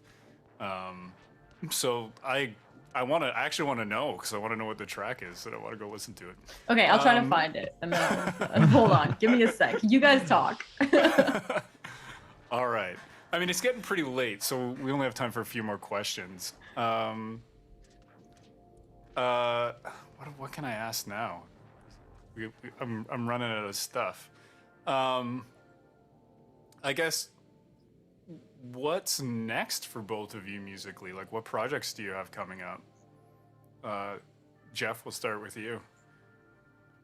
I think right now we're just trying to compile as much of the work that we recorded last year into putting some of that out, which I'll be sending to you, but sending to a bunch of people. A lot of it is it's kind of funny because our set this time was pretty dance orientated, but our older stuff is a lot more ambient and textural kind of work.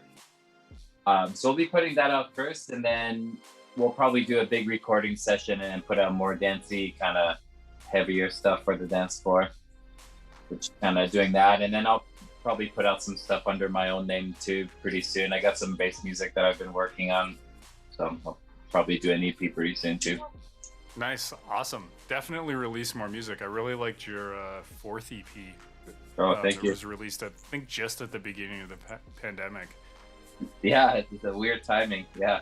Yeah. And I guess this is going to tie in for a little bit of a shameless self-promo for another talk we're doing for Pony House, which Evie is. Would you describe yourself as a co-founder? How do you I think I've asked you this before. Yeah. We have, me and my co-host do everything. So yeah, anything you want to call us, that's what we are. Co-host, co-founder of an amazing live stream called Pony House. And we're going to be talking, they've asked me, and it's going to be a pleasure to host 2 chats. And one of them is going to be about modular synthesis. Oh, sweet. We're going to be doing that with Dustin, Core. Oh, that's like one of the best person. Yeah. Everybody knows Dustin. Yeah. And Raphael Khan. So that's going to be great. So Jeff, I guess my question for you is, what got you into modular synthesis, and how long have you been doing it? I know I've been seeing you do it for like forever, I feel like. Yeah, I think I got into it around like 2012 or so, around there. I got into it because I went to, under my old alias, which was like BSMNT. I got invited to go to the Red Bull base camp in Montreal. And over there, I got into chatting with Nautilus, Graham. Yep. Nautilus. Yeah, I got chatting with him, and he at the time was really into modular, and he was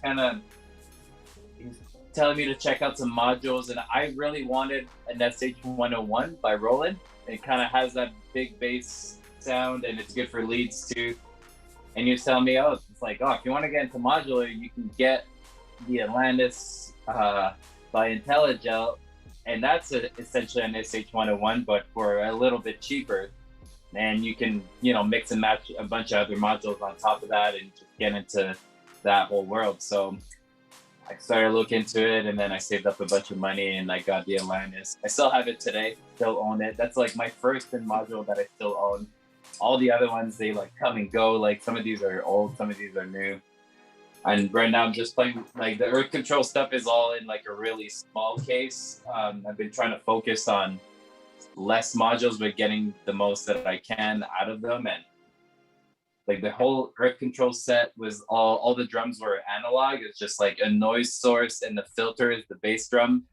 and the noise is the snares and hi-hats, and I got a sampler here from like that has like 3-6 Mafia samples and stuff like that. And then nice.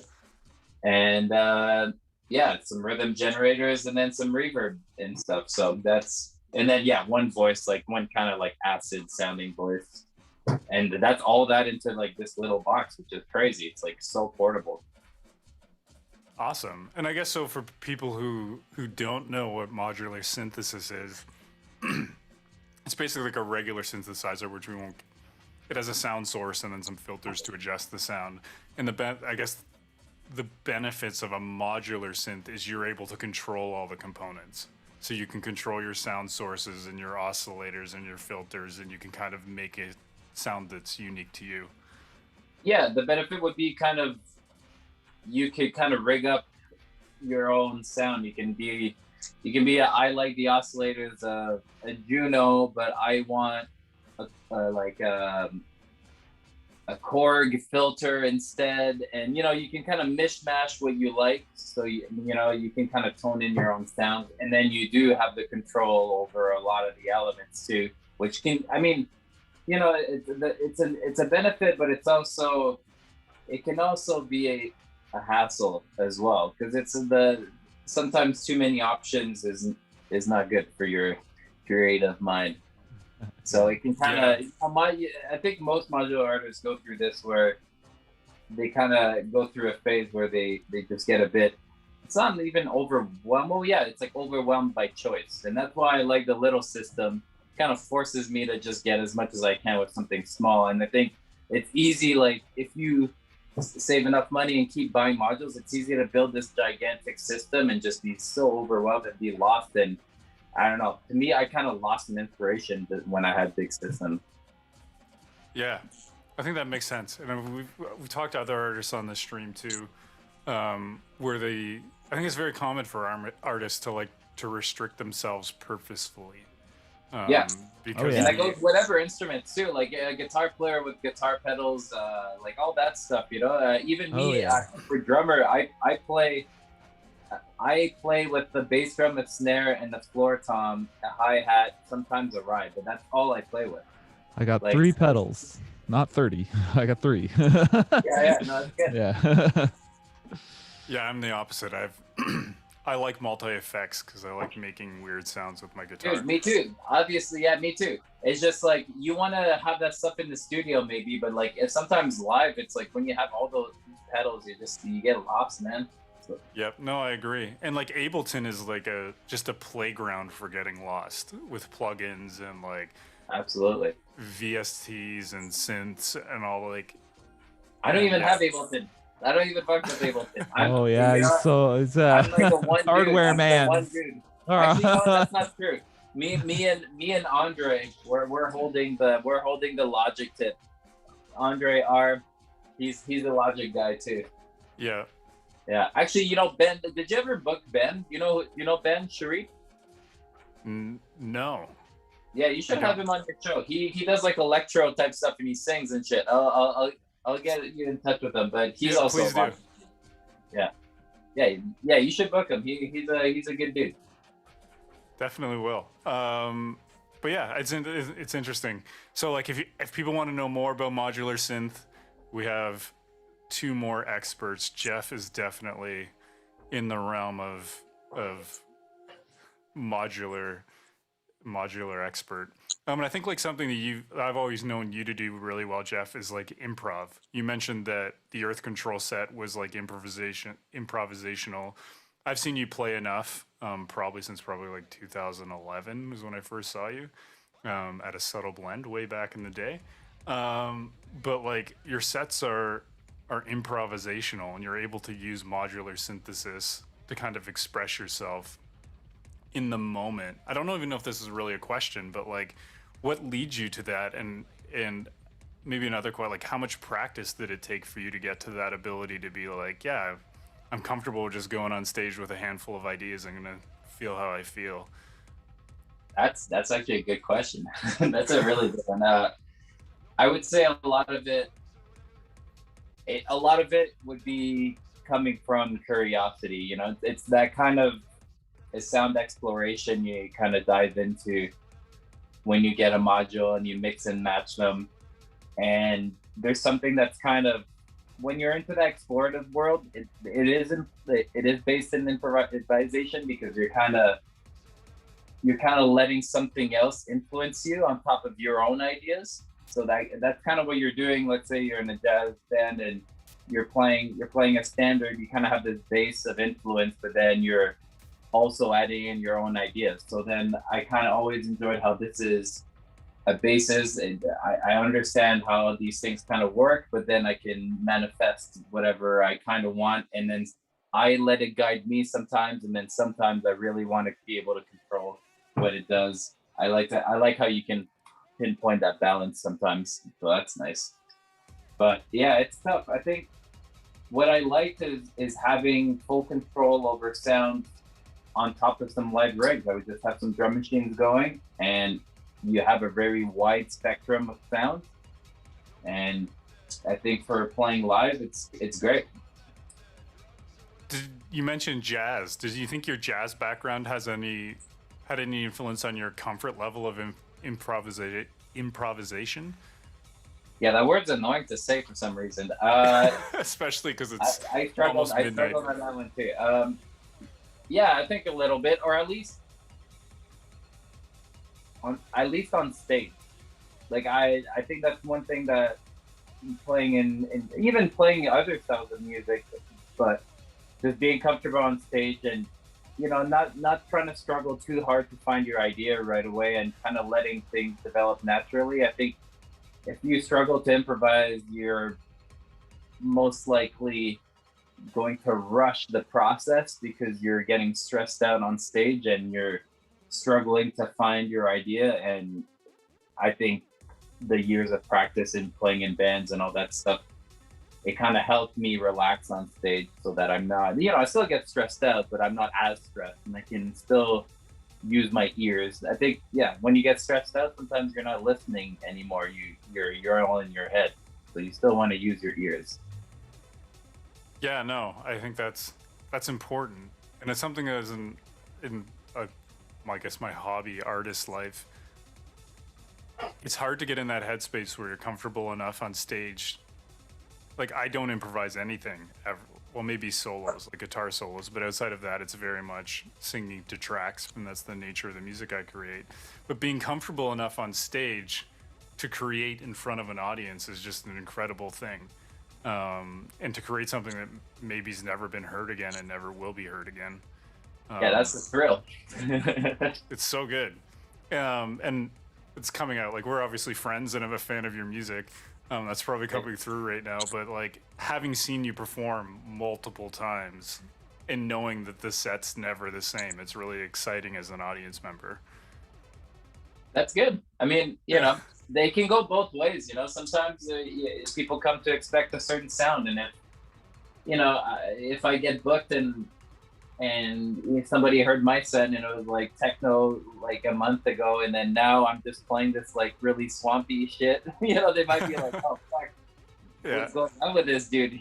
He's going through a phase of his life. I was like, no man, I'm just seeing where the moment's taking me, and I'm trying to listen to my gut on stage and just trying to see where that takes me, and just trying to being in touch with the sound. Like, I think that's the most important part, is using your ears, using your gut. Yeah, that's a good lesson. Definitely. Cryptlord, moving on to you. As you type away on your phone. Oh no. Yeah, I guess like I'll start with the same question, and we'll probably dive off a little bit. But like, what do you got coming up? Coming up, well, I'm always putting tracks out. I try to put as like often, just really small stuff on my SoundCloud, or like small EPs on streaming services. I'm like constantly working away at that. I got a little special something I'm working on. I bought a Vocaloid license, so we'll be doing some synthesized vocals soon. Oh, cool. That'll be fun. That's for fun. Definitely for fun. But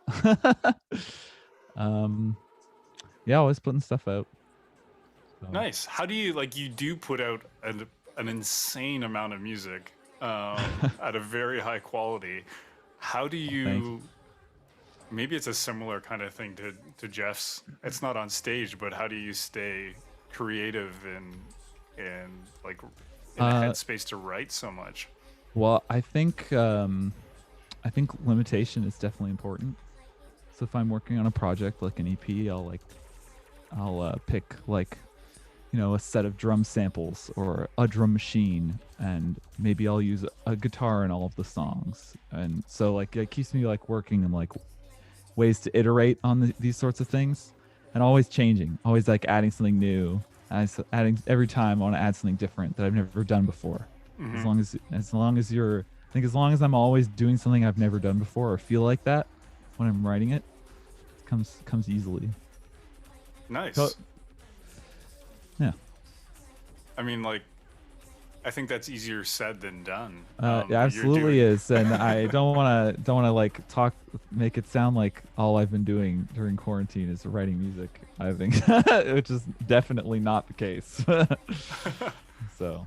But I mean, you have I've been following your music through quarantine. You have been releasing music on an above average cadence. Well, it's helpful to work ahead a little bit. A lot of stuff I wrote before COVID hit, and then slowly released it over time, dragged it out a little bit. Yep. It was kind of helpful at first, and then we all know. So yeah, as long as experimenting, at least feeling like you are is really important. Yeah, I feel that. And you're also doing mastering. Oh yeah, for frequencies even. Yes. Yes. Yeah, I've been doing that for just for people around. Bunch of I don't want to say Max tracks, Chernilo tracks. That's his new name. And yeah, got asked to do frequencies, so I'm doing that. And we got a track coming out, right? Yeah, we do. This is a good segue. Yeah. Unintended segue into something I'm not sure if we announced publicly yet. This might be the first time we're announcing it. Whoops. I let it slip. But it's fine. I wanted to announce it tonight because I didn't sign anything. but before all the technical issues happened. But Frequencies is, I think we've mentioned this before, Frequencies is releasing music. We're going to be planning to release music on a on a regular basis. We're still trying to figure out what that looks like. I don't know if any of the artists have submitted are listening right now. We'll send a message out to you shortly. But yes, our first single is coming out July 9th, mastered by Cryptlord, who's volunteered to do all of our mastering, which is incredible. And it's from someone who, if you're involved in the Toronto music scene and definitely electronic music scene, as a promoter, you definitely know Carl Skeen. He does incredible visuals. If you've gone out to any kind of techno night or underground club night in Toronto in the last 2 or 3 years, you've probably seen his work at one point or another. He's definitely done some great stuff for Frequencies. Outstanding artist. But he also he's a great producer. He was the first person to respond to our request for music, and just an amazing track, and I'm really excited to share it with everybody. So look for that coming out July 9th. And on that note, I think let's wrap this up. We're almost at midnight. We're all a little tired. But before we do, there's a few things I still want to take care of. The first is, Brittany, did you figure out what Grey's Anatomy song it was? Yes, I did. I lost it in the chat. I put it in the chat. Okay, so it's called Ain't Nothing Wrong With That by Robert Randolph and the Family Band. All right, I'm listening to this. See, the name's in the title.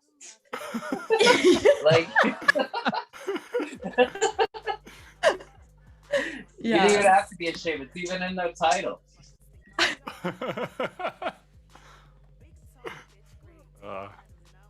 Yeah, I mean, happy to share my music taste. I hope that you really take that in. And let me know your thoughts on that Enriching. one. Yeah. I'm legit gonna listen to it. I'm curious. People, as I said this before, definitely should not be ever feel embarrassed about the music they listen to. That's not fair. Also, and- before we go, can I plug something? yes, Mr. of Ted? course. Yeah. I am also in Pony House's festival as a visual artist.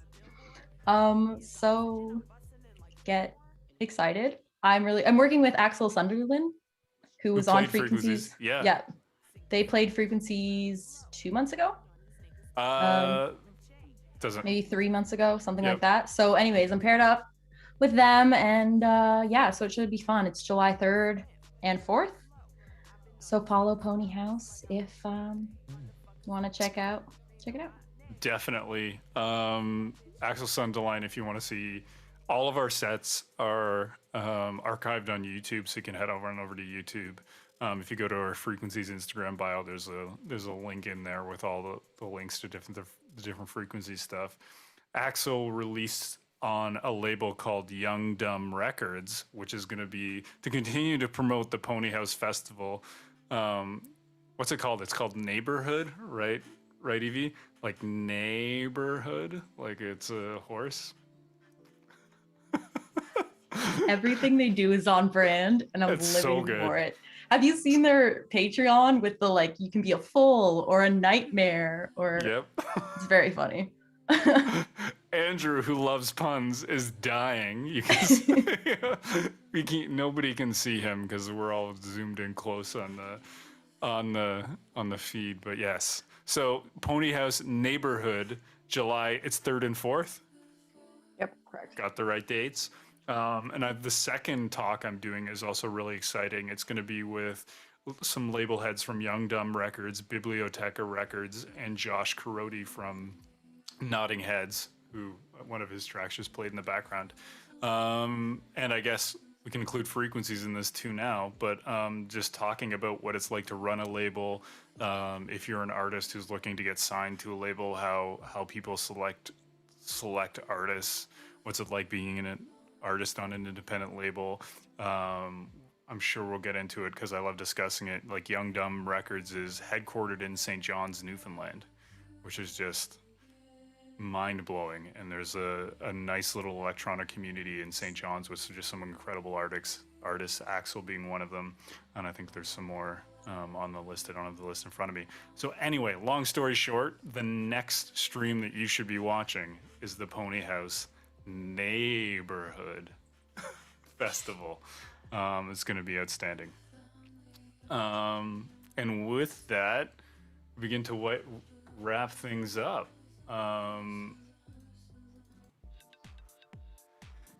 Yeah, thanks everybody for joining us tonight.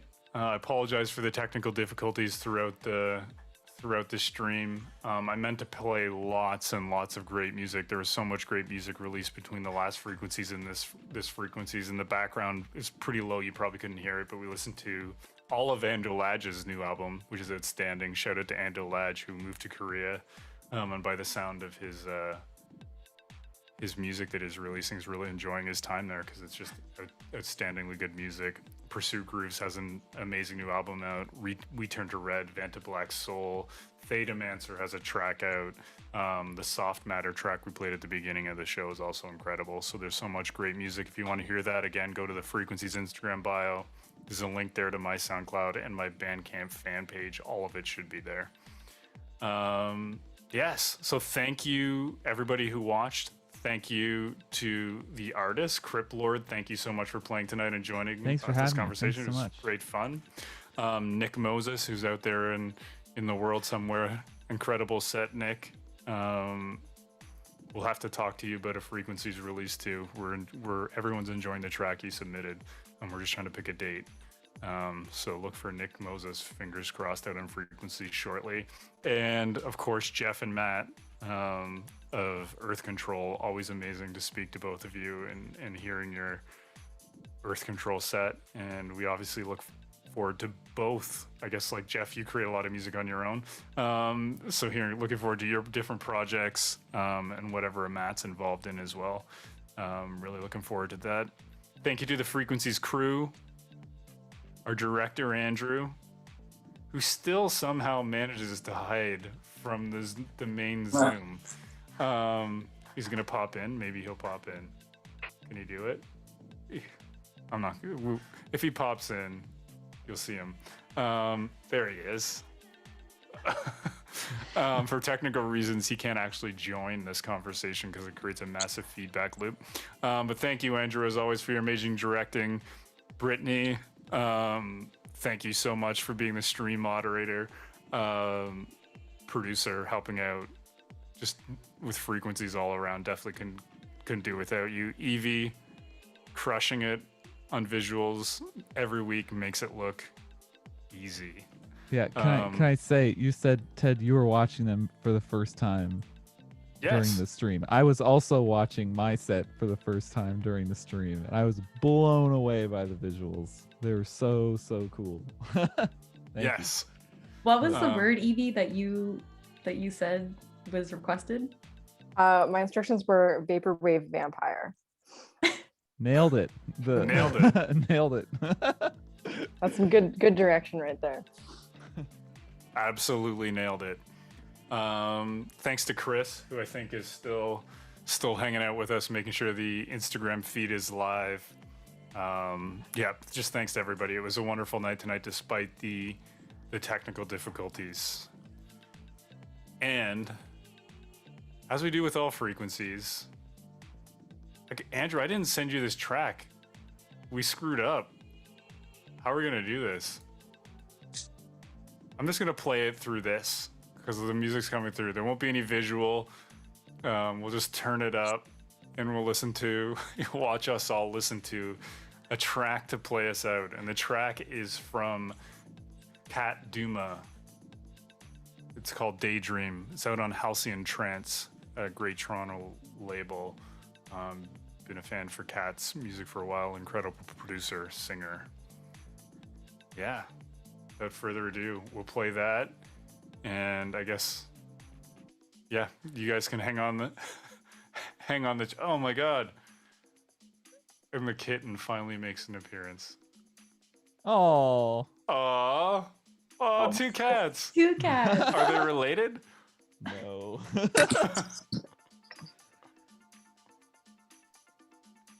All right. We're gonna play some Cat Duma. Keep the cats in the chat, or in the Zoom meeting. Have a great night, everyone. Thank you as always. We'll see you next month. Fingers crossed, from the studio again. It'll be so good. All right, this track's Cat Duma. I gotta find it on my playlist now that everything's messed up. It's called Daydream. Enjoy.